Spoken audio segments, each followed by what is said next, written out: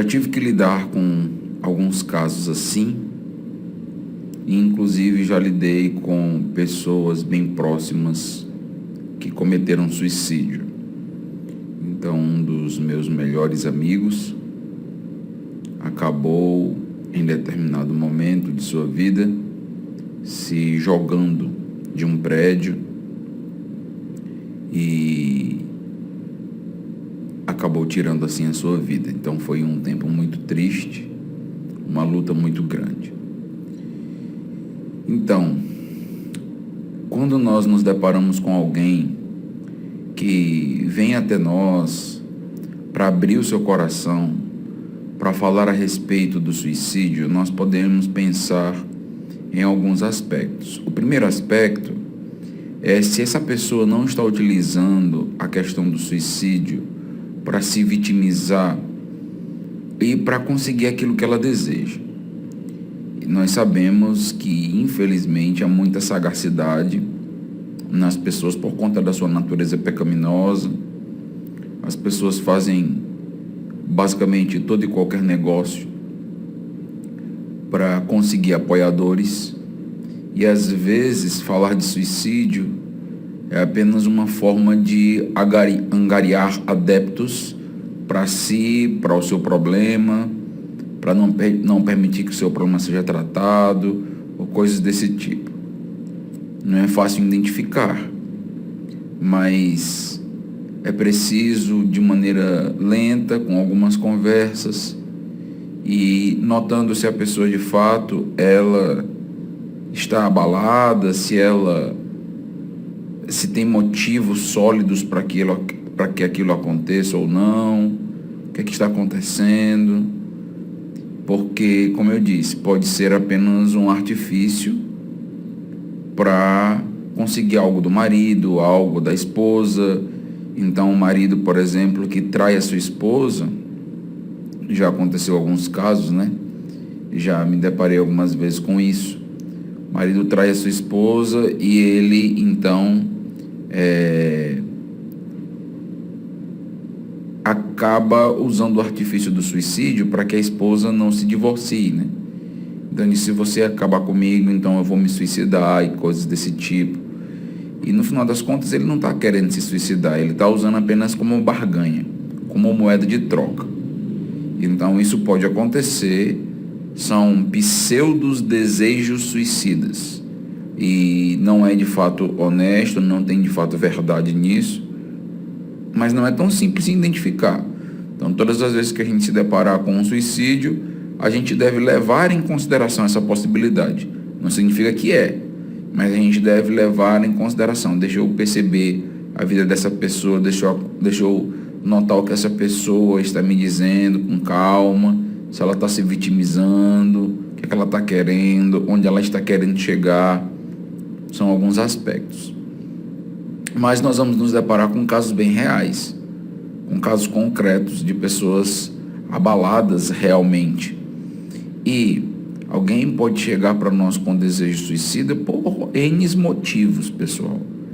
Então, como eu falei, às vezes o motivo é muito concreto. É claro, a perda de alguém que não precisa ter sido uma perda imediata, né? Ah, perdi minha mãe, meu pai, meus filhos há 1 mês, 2 meses. Não, pode ser algo já de um determinado tempo, mas a pessoa não conseguiu cicatrizar aquela ferida, a pessoa tem tentado, mas ela tem lutado bastante.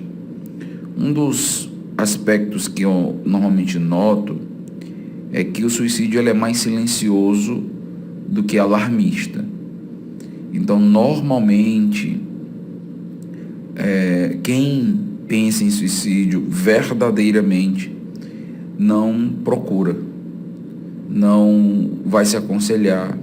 Então, é raro uma pessoa que de fato está pensando em suicídio corajosamente, que é de fato uma pessoa em potencial, uma morte em potencial, ela procurar alguém para conversar. É muito raro. Normalmente ela guarda isso no coração.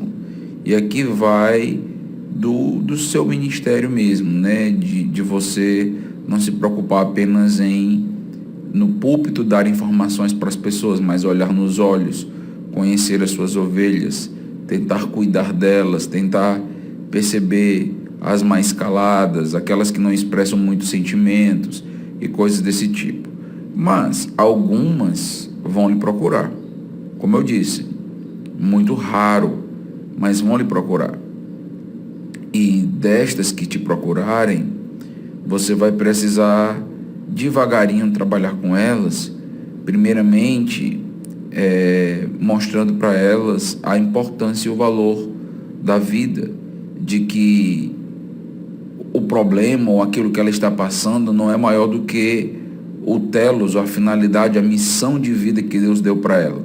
Então ela pode estar naquela situação por conta de um desemprego, ela pode estar naquela situação por conta da perda de um relacionamento ou coisas assim. Tem muito a ver com a questão também de cada pessoa, da individualidade de cada um.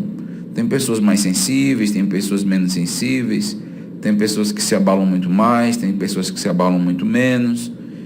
Então, um dos conselhos é: nunca trate como pequeno demais um problema para levar ao suicídio. Porque às vezes pode ser a gota d'água. E às vezes aquilo que pode ser tão pequeno para você, pode ser grande para outra pessoa.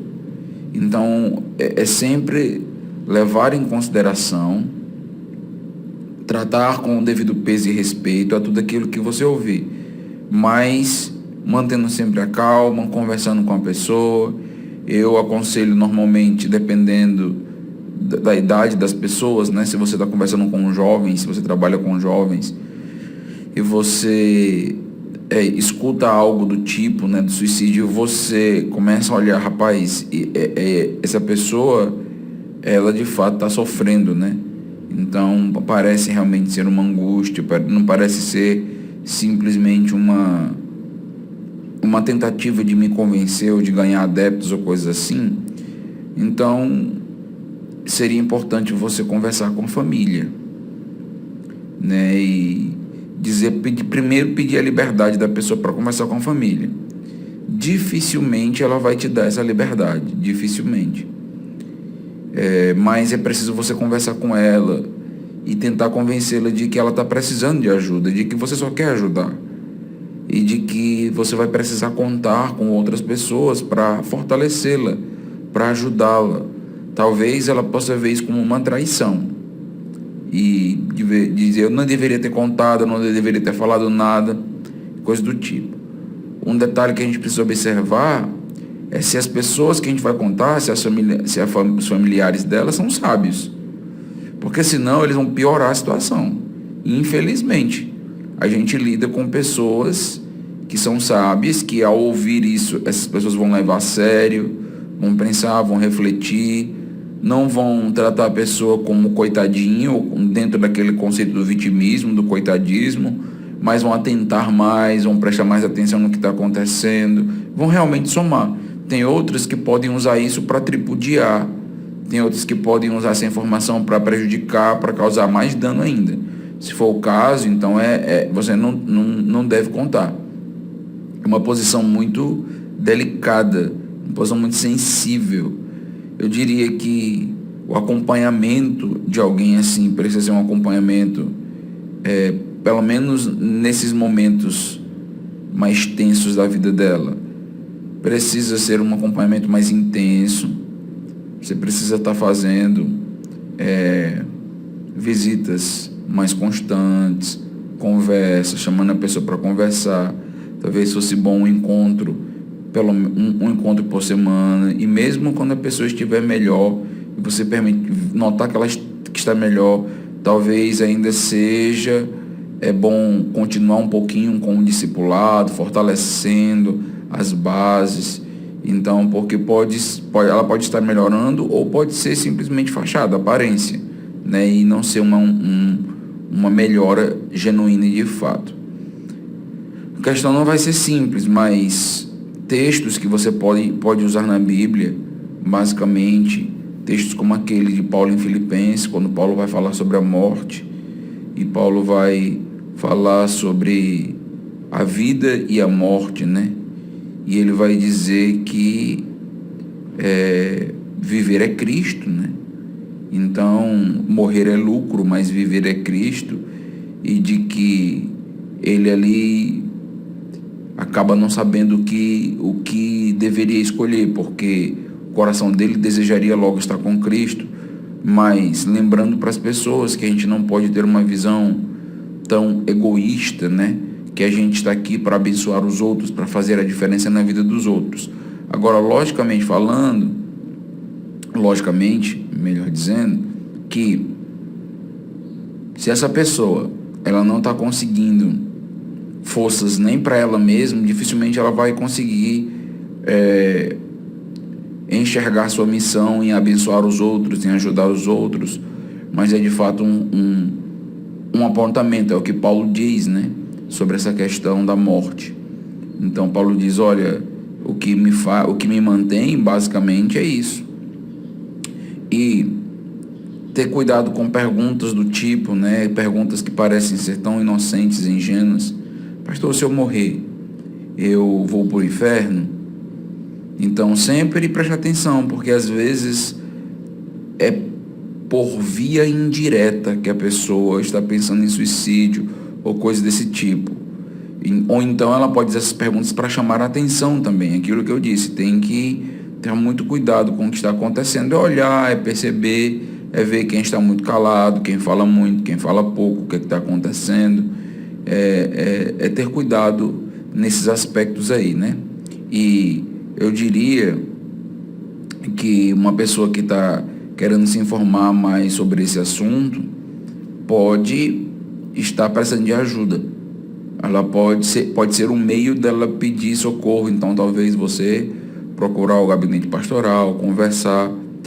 E naquela estrutura que eu disse para vocês, de procurar a família, de avisar o que está acontecendo e tudo, caso você note que isso não vai ser tão interessante, então seria bom pelo menos você conversar com a diretoria da sua igreja, ou pelo menos os diáconos, explicar o que está acontecendo, porque a qualquer momento vocês podem ter uma notícia terrível sobre isso. Então é uma situação bem delicada, né? Então alguém pode te procurar num gabinete pastoral e logo em seguida, com pouquíssimo tempo, se suicidar. Você não deve se sentir culpado por isso. Você está ali para ajudá-la, mas nós não conseguimos convencer as pessoas.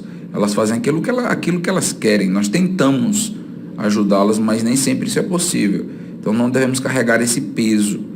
E devemos, se possível for, contar com o maior número de pessoas que estiver ao nosso redor nesse sentido. Por isso que é bom ter uma equipe de aconselhamento, ter um grupo, né, que ajude, que tenha acessibilidade devida para fortalecer líderes de jovens, se for no caso de jovens, que sejam já mais velhos e que consigam, mais maduros, né, consigam ajudar nesse processo com essa pessoa, acompanhar também essa pessoa.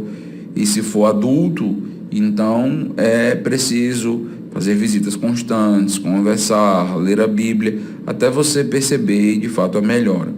Então, não é simples não, é uma das situações mais delicadas que a gente pode ter, mas eu diria que quem chega a cometer suicídio está cometendo um pecado. Às vezes chega ao ato suicida por conta de remédios controlados. Então tenham atenção com pessoas na igreja que têm remédios controlados, que tomam, né? Porque na própria bula, alguns desses remédios falam sobre riscos de suicídio.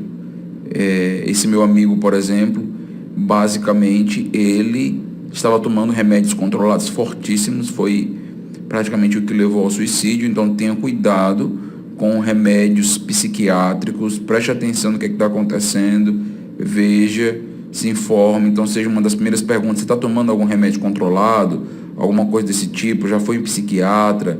Então tudo isso é importante, são informações que podem passar despercebidas, mas isso pode levar a pessoa aí a um problema desse tipo. Então, lembrar que não é pecado, que ela pode estar sob efeito de remédios, e os remédios levarem ela a uma atitude radical dessa, ou um momento mesmo de angústia e de desespero profundo. Então, eu tenho tratado como um pecado, não trato como pecado mortal como algo, ou como uma evidência de que alguém não é salvo. Então, a base da salvação é Cristo Jesus. Então, eu não mantenho a minha salvação por obras. Não é assim que as coisas acontecem. Então, eu fico tranquilo em relação a isso, mas que Deus nos ajude a ajudá-los, que Deus nos capacite a despertá-los para o valor da vida. Quero encerrar dizendo para vocês o seguinte, que talvez seja interessante a gente começar a estudar mais com os irmãos da igreja, ou material de discipulado, o valor da vida, né?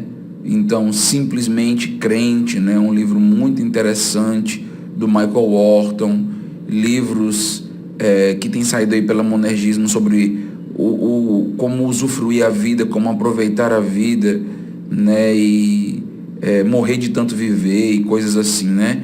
Então, materiais que falem sobre a vida e não só conteúdo, pessoal. Não só materiais, mas às vezes o ministério pastoral é sair com essas pessoas, às vezes pescar, às vezes ter um momento com elas de prazer, de lazer. Então, mostram para elas o valor da vida, tomando um cafezinho com essa pessoa, saindo. Então, coisas pequenas, mas que tragam prazeres, e a pessoa começa a entender que, apesar de estarmos ainda neste mundo e termos hábitos da natureza pecaminosa, a gente tem que aprender a viver e valorizar os dias de vida que Deus nos deu. Então, espero ter ajudado. Deus abençoe. Abraço.